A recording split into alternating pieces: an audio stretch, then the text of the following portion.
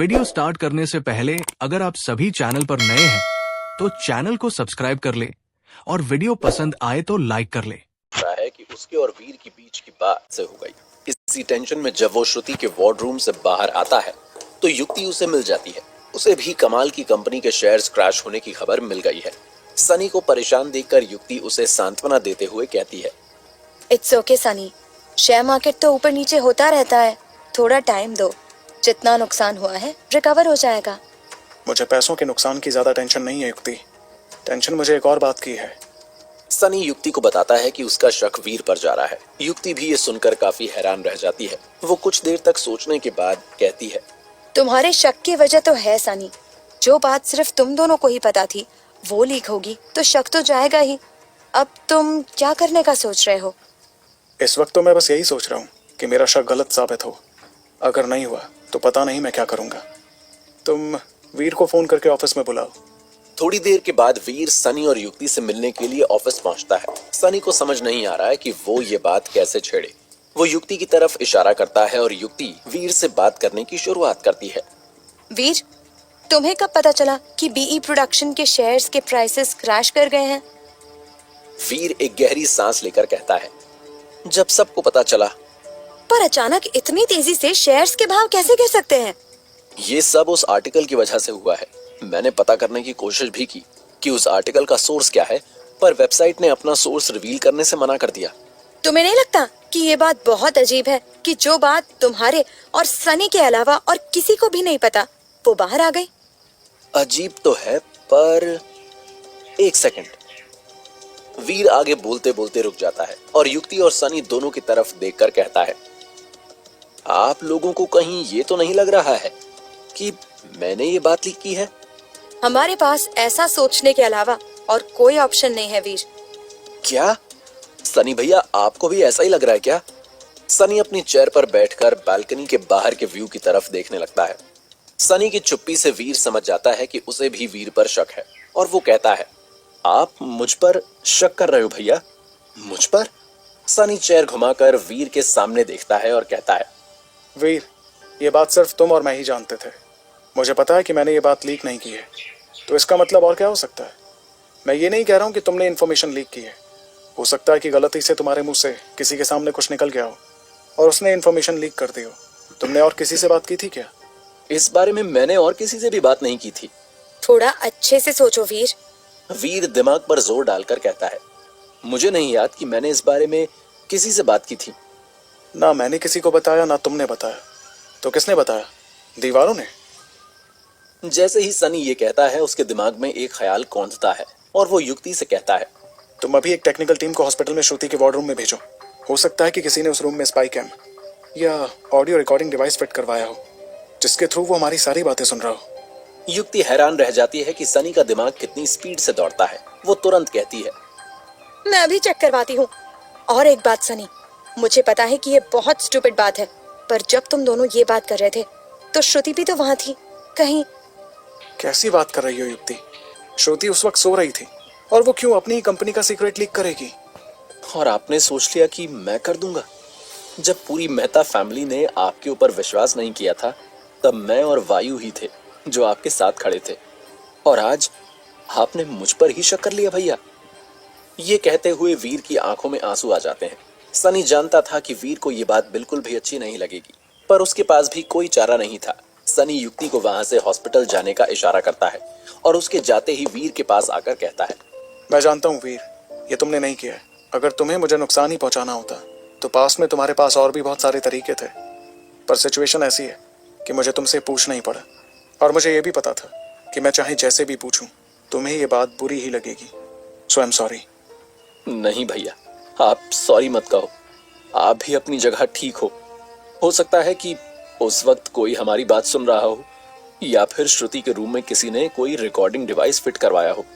मैं आपको इस बात का विश्वास दिलाता हूं कि मैंने आपके साथ गद्दारी नहीं की है, और चाहे कुछ भी हो जाए कभी करूंगा भी नहीं। वीर को इमोशनल होते हुए देख सनी उसे अपने गले से लगा लेता है और कहता है, मुझे पता है कि तुम कभी भी ऐसा कुछ नहीं करोगे। चलो अब सेंटिमेंटल होना बंद करो और इस मुसीबत का इलाज ढूंढने में मेरी हेल्प करो। बहुत सारा पैसा कमाल की कंपनी के शेयर्स में लग गया है। अगर रिकवरी नहीं हुई तो बहुत नुकसान होगा। सोचो क्या कर सकते हैं। वीर और सनी दोनों सोचने लगते हैं। कुछ देर बाद सनी कहता है, मार्केट में खबर थी कि हम लोग सारे शेयर्स बेचने वाले हैं, तो प्राइस गिर गए हैं, है ना?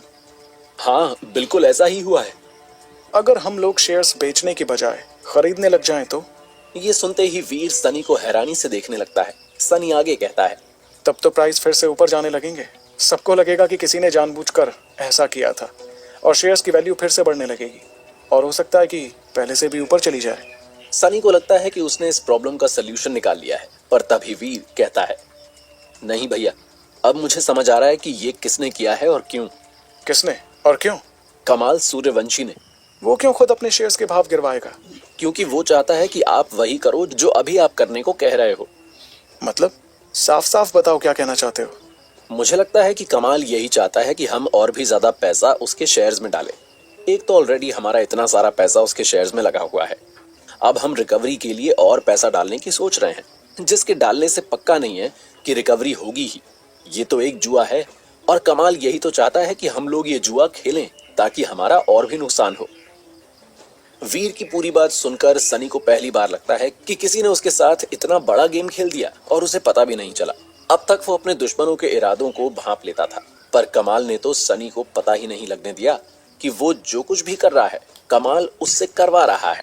सनी समझ जाता है कि कमाल सिर्फ एंटरटेनमेंट इंडस्ट्री में ही नहीं, शेयर मार्केट में भी सनी को मात दे सकता है। पूरी बात समझने के बाद सनी एक गहरी सांस लेकर कहता है, तुम ठीक कह रहे हो वीर, ये कमाल तो सही में बहुत कमाल का आदमी निकला। पर अभी भी हमें पता करना है कि उसने हमारी आपस की बात को मीडिया में लीक कैसे किया।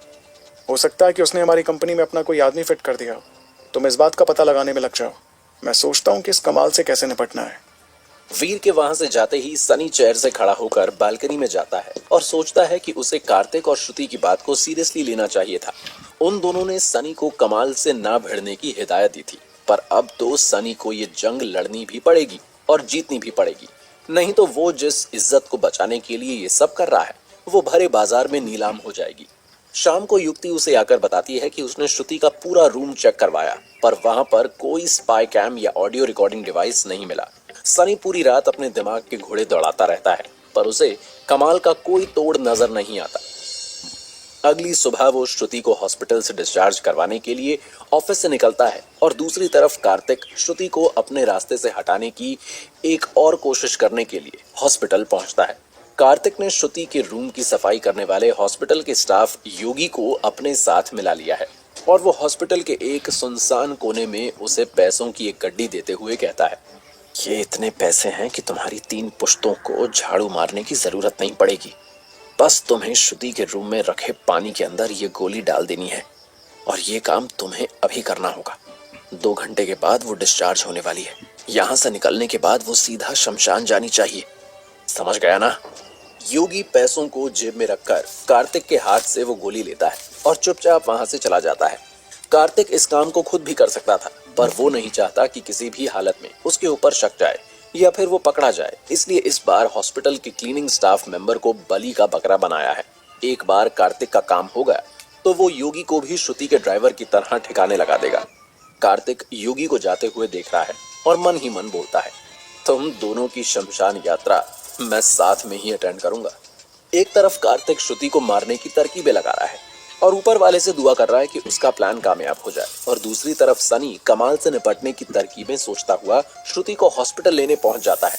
इससे पहले कि वो श्रुति के रूम में आए, योगी वहां पहुंच जाता है और देखता है कि श्रुति बाथरूम में गई हुई है। मौके का फायदा उठाकर वो वहां रखे पानी के जग में कार्तिक की दी हुई जहरीली गोली डाल देता है। फिर वो सफाई करने लगता है। जैसे ही श्रुति बाहर आती है वो कहता है, मैडम मैं आपका बहुत बड़ा फैन हूँ, आपके सारे गाने सुने हैं मैंने। मेरा बेटा भी बहुत बड़ा फैन है आपका। जब से आप यहाँ आई हो मेरी पूरी फैमिली आपके ठीक होने की दुआ मांगती थी। अच्छा हुआ कि आप ठीक हो गई। Thank you. आप जैसे लोगों की दुआओं की वजह से ही बच गई मैं। अपनी फैमिली को भी थैंक्स बोलना। योगी घड़ी की तरफ देखकर कहता है, आप आज डिस्चार्ज हो रही हो ना मैडम?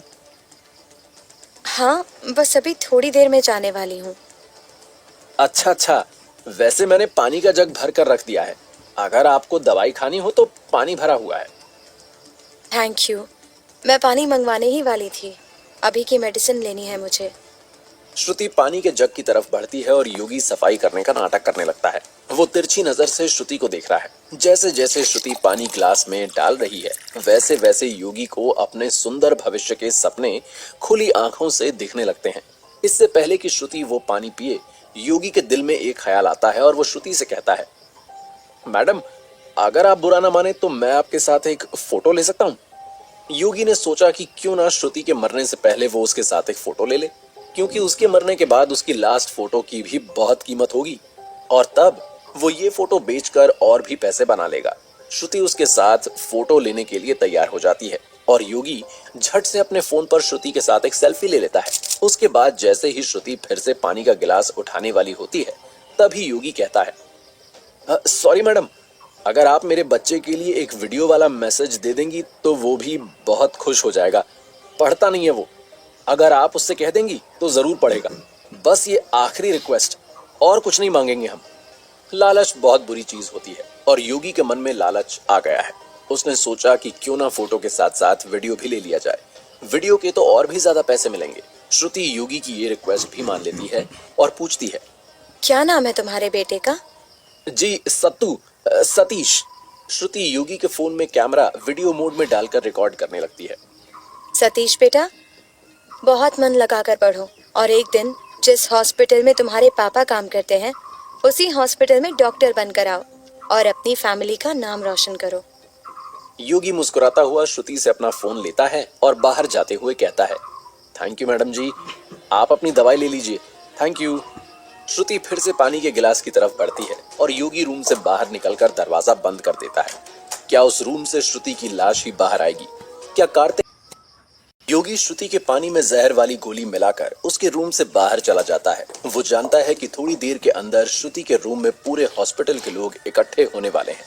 उसके बाद योगी श्रुति के साथ ली हुई सेल्फी और उसका रिकॉर्ड किया हुआ वीडियो बेचकर और भी ज्यादा पैसे बनाने वाला है। दूसरी तरफ श्रुति जैसे ही पानी के गिलास को अपने मुंह तक ले जाती है, तभी रूम का दरवाजा खुलता है और सनी रूम में एंटर करता है। श्रुति के हाथ से पानी का गिलास थोड़ा छलक जाता है और वो फिर से उसे वापस टेबल पर रखकर कहती है, लगता है आज मेडिसिन लेने का मुहूर्त नहीं निकलेगा। चलिए, बाकी की सारी मेडिसिन आप गेस्ट हाउस चलकर खाना। बहुत रैली हॉस्पिटल में, सब आपका वहां वेट कर रहे हैं।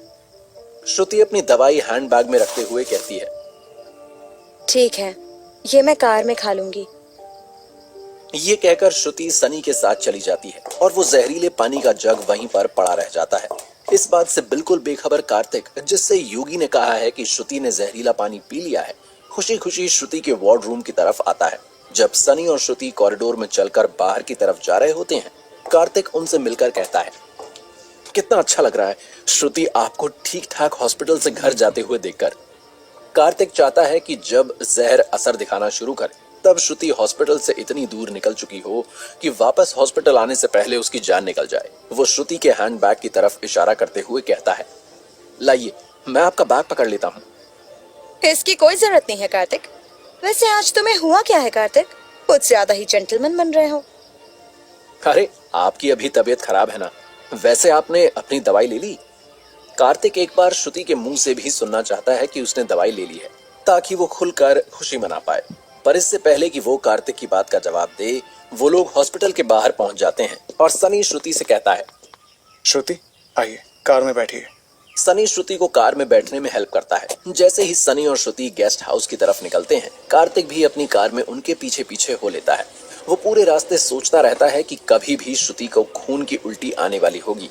हॉस्पिटल से मेहता ऑफिस के गेस्ट हाउस का रास्ता 10 मिनट का है और जब इतने टाइम में कुछ नहीं होता तो कार्तिक सोचने लगता है, या तो योगी ने ठीक से पानी में जहर वाली गोली मिक्स नहीं की, या तो श्रुति की इम्यूनिटी बहुत स्ट्रांग है, वरना अभी तक तो श्रुति का काम तमाम हो जाना चाहिए था। गेस्ट हाउस पहुंचते ही सनी श्रुति के रूम तक जाने में उसकी हेल्प करता है और जैसे ही वो अंदर जाते हैं, कार्तिक भी पीछे पीछे आकर पूछता है, रास्ते में कोई तकलीफ तो नहीं हुई ना? सब ठीक था ना? हम कौन सा 10 घंटे का सफर करके आ रहे हैं? 10 मिनट का रास्ता था, उसमें क्या तकलीफ होगी? ये बात भी सही है सनी। वैसे श्रुति अभी अभी हॉस्पिटल से आई है ना, तो मैंने सोचा कि पूछ लूं कि सब ठीक है या नहीं। तभी श्रुति को खांसी आने लगती है और कार्तिक के चेहरे पर चमक आ जाती है। सनी श्रुति से पूछता है, आप ठीक हो? हाँ, बस वो जो मेडिसिन हॉस्पिटल में नहीं खाई थी वो खा लेती हूँ। ये सुनकर कार्तिक का मुंह उतर जाता है। ऐसा लगता है कि किसी ने उसके सुंदर सपनों के महल को लात मारकर तोड़ दिया हो। सनी श्रुति को पानी का गिलास देता है और वो फाइनली अपनी मेडिसिन खाती है। कार्तिक हताश हो चुका है, पर अपने चेहरे पर हताशा दिखा नहीं सकता। वो पूछता है, आपको दवाई हमेशा टाइम पर लेनी चाहिए, हॉस्पिटल में ही खा लेती तो अभी तकलीफ नहीं होती, ऐसा क्यों किया आपने? सनी, जो इतनी देर से कार्तिक का ओवर प्रोटेक्टिव बिहेवियर नोटिस कर रहा है, पूछता है, कार्तिक, तुम्हारी तबीयत तो ठीक है ना? मुझे तो लग रहा है कि तुम्हें थोड़ा रिलैक्स करने वाली दवा लेनी चाहिए। चलो तुम बाहर जाओ और श्रुति को आराम करने दो। कार्तिक समझ जाता है कि वो कुछ ज्यादा ही रिएक्ट कर रहा है और चुपचाप श्रुति को बाय कहकर वहां से सीधा योगी की खबर लेने के लिए चला जाता है। श्रुति तो बच गई, पर अब कार्तिक से योगी को कोई नहीं बचा पाएगा।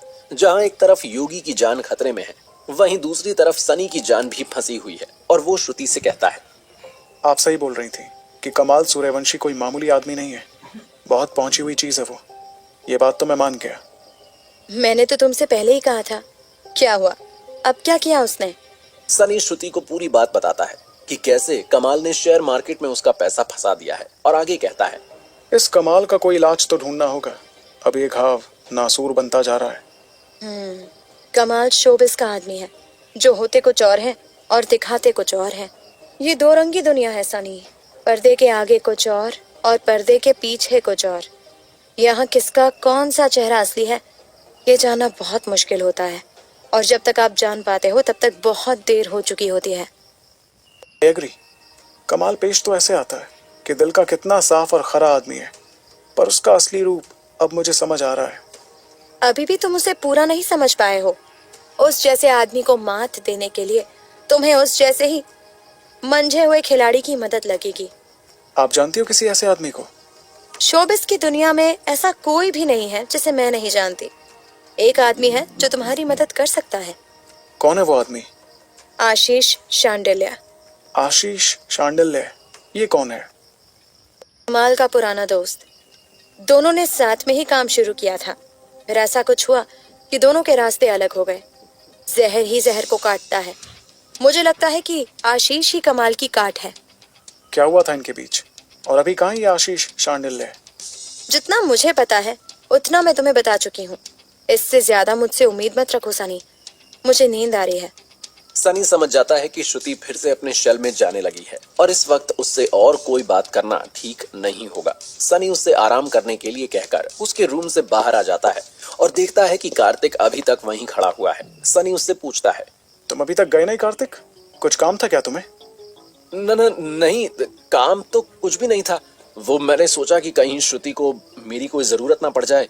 वो इतने दिनों से काम पर नहीं आई है, अगर उन्हें कोई अपडेट चाहिए होगी तो मुझसे पूछ लेंगी। सनी को कार्तिक का बिहेवियर बहुत अजीब लग रहा है। वो कहता है, अगर उन्हें तुम्हारी कोई जरूरत होगी तो वो तुम्हें फोन कर लेंगी, अभी तुम जा सकते हो। कार्तिक चुपचाप वहां से जाने लगता है। वो फिर से सनी की तरफ मुड़ता है और पूछता है, ये कमाल सूर्यवंशी का क्या सोचा है तुमने? जिस हिसाब से वो छोटे मोटे प्रोडक्शन हाउसेस को अक्वायर कर रहा है, बहुत जल्द वो हमारी कंपनी पर ताला लगवा देगा। ऐसा कुछ भी नहीं होगा, उसका इलाज भी बहुत जल्द किया जाएगा। अच्छा, मुझे भी बताओ तुम कैसे उसे सबक सिखाने वाले हो, शायद मैं उसमें तुम्हारी हेल्प कर पाऊं। कार्तिक कैसे भी करके सनी से इंफॉर्मेशन निकालना चाह रहा है ताकि वो सब कुछ कमाल को जाकर बता पाए, पर सनी इस वक्त कार्तिक से इस बारे में कोई भी बात करने के मूड में नहीं है और कहता है, जो भी सोचा है बहुत जल्द तुम्हें पता लग जाएगा। अभी के लिए तुम कंपनी के एम्प्लॉयज का मोराल बूस्ट करो। बाकी लोगों की तरह वो भी सोच रहे होंगे कि हमारी कंपनी बंद हो जाएगी। जाओ और उन्हें बताओ कि ऐसा कुछ भी नहीं होगा, उन्हें डरने की कोई जरूरत नहीं है। फाइनली कार्तिक वहां से चला जाता है। फिलहाल सनी कार्तिक से ध्यान हटाकर आशीष शांडिल्य को ढूंढने में लगाना चाहता है। पहले वो सोचता है कि वो ये काम युक्ति को दे, पर फिर उसे लगता है कि युक्ति ऑलरेडी इतने सारे कामों में फंसी हुई है, उसे और ज्यादा स्ट्रेस नहीं देना चाहिए। वो सीधा शनाया से मिलने के लिए जाता है। शनाया का नेटवर्क भी काफी स्ट्रांग है और अगर वो किसी को ढूंढने में लग जाए तो पुलिस से भी पहले आशीष को ढूंढ सकती है।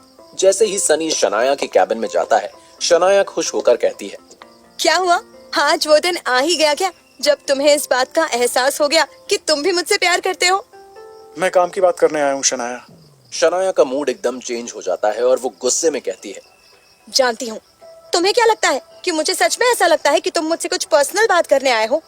बोलो क्या काम है। और एक बात, अगर काम मुझे पसंद नहीं आया तो मैं नहीं करूंगी। सुन तो लो, फिर डिसाइड करना। एक आदमी है आशीष शांडिल्य करके, उसका पता लगाना है। क्यों पता लगाना है? सनी उसे समझाता है कि कैसे आशीष कमाल को हराने में उनकी हेल्प कर सकता है। पूरी बात सुनने के बाद शनाया कहती है, अगर ऐसी बात है तो मैं उसका पता लगा लूंगी। उसके बारे में तुम और क्या जानते हो? बस यही कि उसने और कमाल ने साथ में बी प्रोडक्शन कंपनी खोली थी। ऑलराइट, बाकी की कुंडली मैं निकाल लूंगी। मुझे थोड़ा वक्त दो। चलो, अब कोई पर्सनल बात करनी है तो करो। बाकी की बातों में मेरा कोई इंटरेस्ट नहीं है। अभी तो कुछ पर्सनल बात नहीं है, जैसे ही होगी मैं तुम्हें फोन पर बता दूंगा। सनी वहां से निकल जाता है। जब भी वो शनाया के आसपास होता है उसे इस बात की टेंशन होने लगती है कि ना जाने कब और कहां वो उससे अपने प्रपोजल का जवाब मांग लेगी। जैसे ही सनी वापस अपने ऑफिस की तरफ जा रहा होता है उसे लगता है कि कोई पीछे से उस पर नजर रख रहा है। जैसे ही वो पीछे मुड़ता है वहां पर कोई नहीं होता और फिर अचानक उसकी नजर कार्तिक पर पड़ती है जो तेजी से कंपनी से बाहर जा रहा होता है। उसे देखकर सनी सोचने पर मजबूर हो जाता है कि कार्तिक कुछ तो गलत कर रहा है। आज सुबह से ही उसकी हरकतें ठीक नहीं लग रही हैं। सनी उसी वक्त फैजल को फोन करता है और उससे कुछ करने के लिए कहता है। दूसरा फोन वो युक्ति को करता है और उसे भी कुछ इंस्ट्रक्शंस देता है। शाम होते होते युक्ति और फैजल दोनों सनी के रूम में आते हैं। दोनों के चेहरे देखकर सनी समझ जाता है कि उन्हें जो काम दिया गया था उन दोनों ने वो पूरा कर दिया है। सनी युक्ति से पूछता है, क्या खबर है? तुम्हारा शक ठीक निकला सनी। बॉस आप एकदम ठीक बोल रहे थे, ये कार्तिक तो आस्तीन का सांप निकला। सनी ने फोन करके फैजल को कार्तिक पर नजर रखने के लिए कहा था और युक्ति को हॉस्पिटल में श्रुति के वार्ड रूम के बाहर की सीसीटीवी फुटेज लाने के लिए। फैजल अपनी बात को आगे बढ़ाते हुए कहता है, बॉस कार्तिक यहाँ से निकलने के बाद सीधा उस कमाल सूर्यवंशी के यहाँ गया और अभी थोड़ी देर पहले ही वहां से निकला है। और युक्ति, तुम्हें क्या मिला?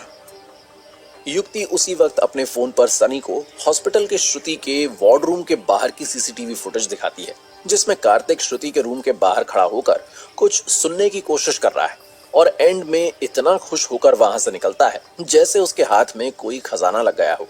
फुटेज देखते ही सनी पूरा खेल समझ जाता है और कहता है, तो ये है वो स्पाई कैम जो कमाल ने हमारे बीच में फिट किया हुआ है। शक तो मुझे तभी हो गया था जब ये बार बार मुझसे पूछ रहा था कि कमाल को सबक सिखाने का क्या प्लान है। जिसे मैंने वफादार समझा था वो ही गद्दार निकला। अब सनी के दिमाग में कार्तिक की सारी बातें रिवाइंड होने लगती हैं और उसे समझ आने लगता है कि वो क्यों हमेशा उसके सामने दबे शब्दों में श्रुति की बुराई किया करता था। युक्ति सनी से पूछती है, पर उसने गद्दारी क्यों की होगी सनी? तुमने उसे एक मामूली से आर्टिस्ट मैनेजर से अपनी कंपनी का जनरल मैनेजर बना दिया। अब उसे और क्या चाहिए था? श्रुति की पोजीशन। लालच बहुत बुरी चीज होती है युक्ति। एक बार लालच का सांप किसी को डस लेना तो वो पानी तक नहीं मांगता। कार्तिक को लगा होगा कि कमाल से हाथ मिलाने में उसका फायदा है और उसने अपने फायदे के बदले में वफादारी का सौदा कर दिया। अब क्या करना है इसका सनी? सनी सोच में पड़ जाता है। क्या करेगा सनी कार्तिक के साथ? क्या होगा जब सनी को पता चलेगा कि सनी अपनी लाइफ में इतना कुछ देख चुका है कि कार्तिक का सच जानने के बाद उसे ज्यादा शॉक नहीं लगता। वो जानता है कि कार्तिक जैसे लोग पैसे और पावर के लालच में अपना ईमान बेचने में ज्यादा देर नहीं लगाते। थोड़ा सा दुख उसे इस बात का है कि वो कार्तिक की नीयत को पहले नहीं भांप पाया। उसका दुश्मन उसके साथ उसके ही घर में बैठा था पर सनी की नजर उस पर नहीं पड़ी, पर अब पड़ चुकी है और अब कार्तिक हमेशा सनी की नजरों के सामने ही रहेगा। जब युक्ति सनी से पूछती है कि कार्तिक का क्या करना है तब वो कहता है, वही जो उसने हमारे साथ किया है। मतलब? कार्तिक ने हमारे साथ धोखा किया है, हम उसके साथ धोखा करेंगे। वो यहाँ की खबर कमाल तक पहुंचा रहा है ना, पहुंचाने दो। पर अब वो वही खबर कमाल तक पहुंचाएगा जो हम पहुंचाना चाहेंगे। युक्ति सनी का इशारा समझ जाती है पर फैजल फाइटर बुद्धि का आदमी है। उसे सनी की बात समझ नहीं आती और वो पूछता है, बॉस अगर वो हमारी खबर वहां पहुंचा देगा तो फिर उसे पकड़ने का फायदा क्या हुआ? जैसे ही फैजल ये कहता है उसी वक्त वीर सनी के ऑफिस में एंटर होते हुए कहता है, कौन पकड़ा गया है? सनी वीर को कार्तिक का सच बताता है जिसे सुनकर वीर का पारा बहुत ज्यादा हाई हो जाता है। वो दांत पीसते हुए कहता है, इस कार्तिक का तो कीमा बना दूंगा भैया मैं। अब फैजल भी गुस्से से कहता है, मैं भी यही कह रहा हूँ बॉस से, अभी चलते हैं और साले को आटे की तरह गूंद देते हैं। नहीं, तुम दोनों मेरी बात ध्यान से सुनो। ये टाइम ताकत दिखाने का नहीं, दिमाग लगाने का है। अब तक कार्तिक हमारी सारी इंफॉर्मेशन कमाल तक पहुंचा रहा था हम कमाल के कानों तक पहुंचाना चाहते हैं। ये होगा हमारा पलटवार। वीर और फैजल दोनों एक दूसरे की तरफ हैरानी से देखते हैं और फैजल कहता है, समझ गया बॉस। क्या समझे? वो मैं आपकी तरह समझा नहीं पाऊंगा, पर मोटा मोटा मैं समझ गया कि आप क्या कह रहे हो। आप कमाल तक क्या खबर पहुंचाना चाहते हो? हाँ, ये पूछा ना तुमने सही सवाल।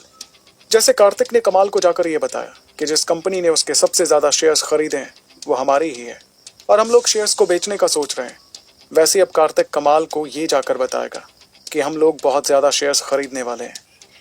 उससे क्या होगा बॉस?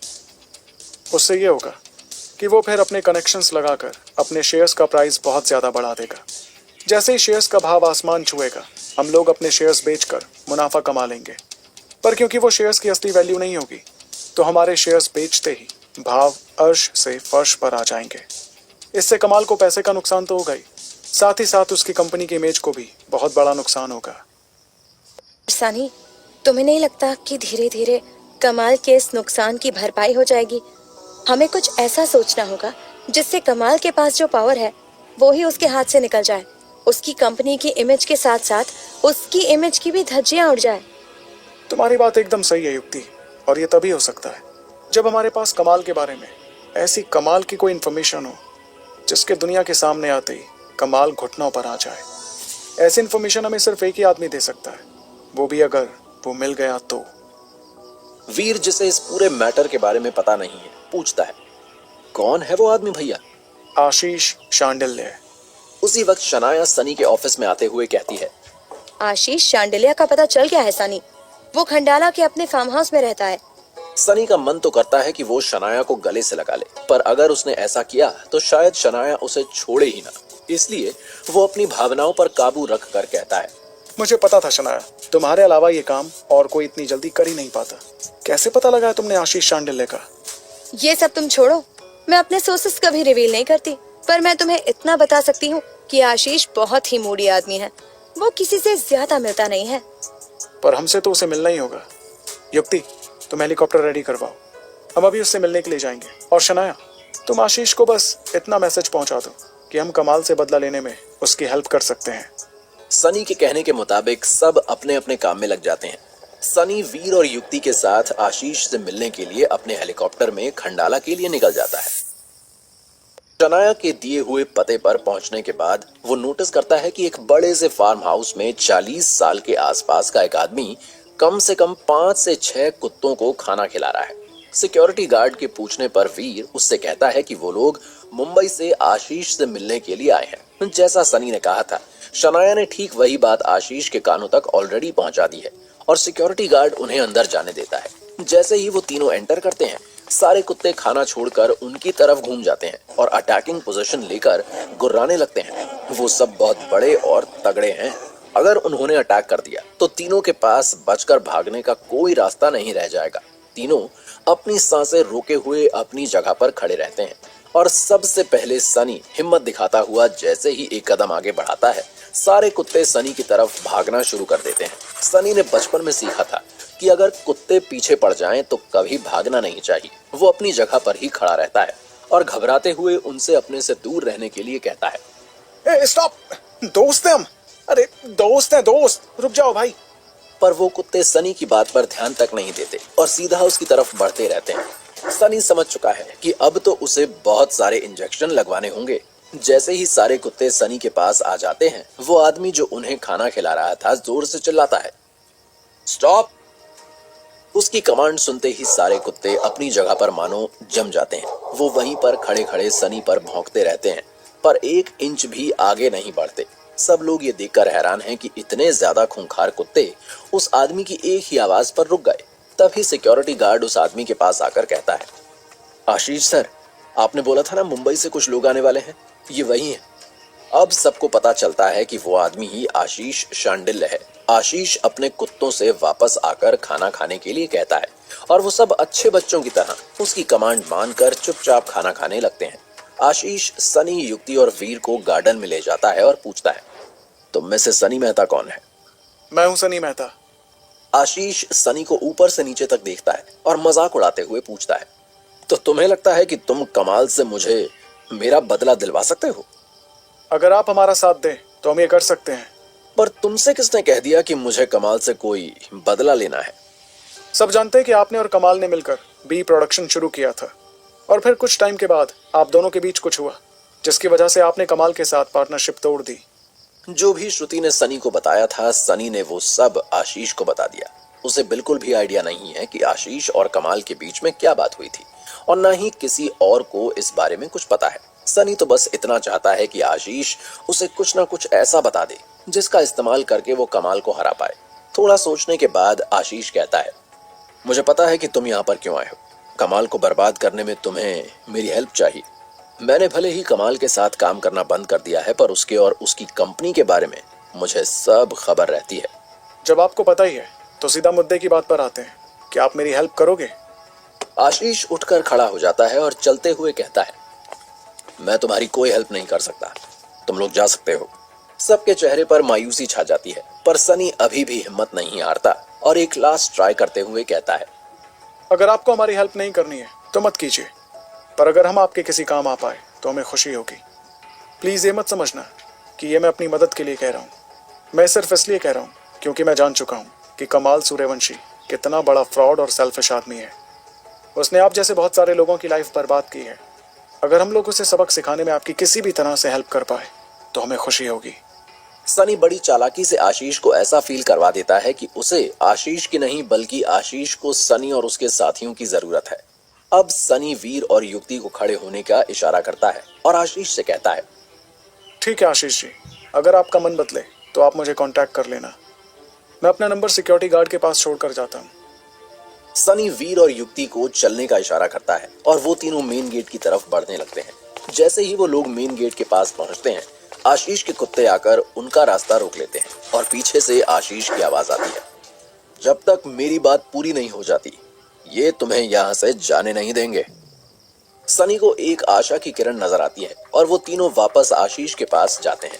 आशीष उनकी तरफ मुड़कर कहता है, मेरे पास तुम्हें देने के लिए कुछ नहीं है, मैं तो तुम्हें बस वो ही बता सकता हूँ जो मेरे साथ हुआ।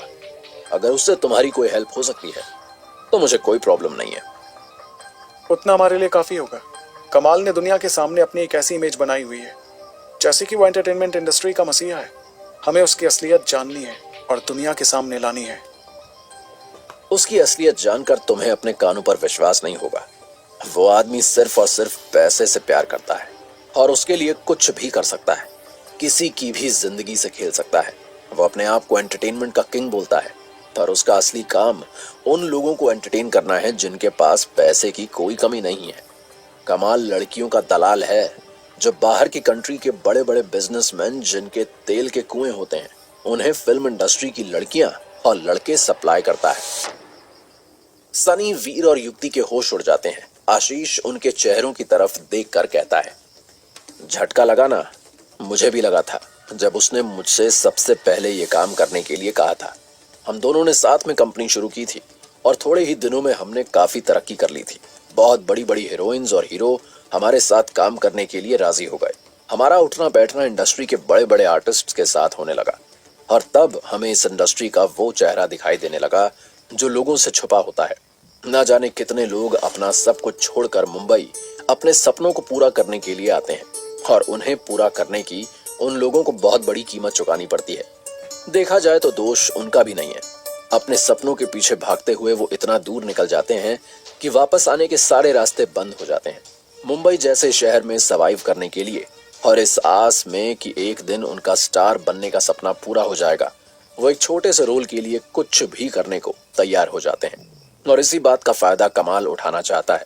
उसने एक दिन मुझसे कहा कि अगर हम उन लोगों के पिंप बन जाएं तो बहुत पैसा कमा सकते हैं, और वो भी बिना कुछ किए।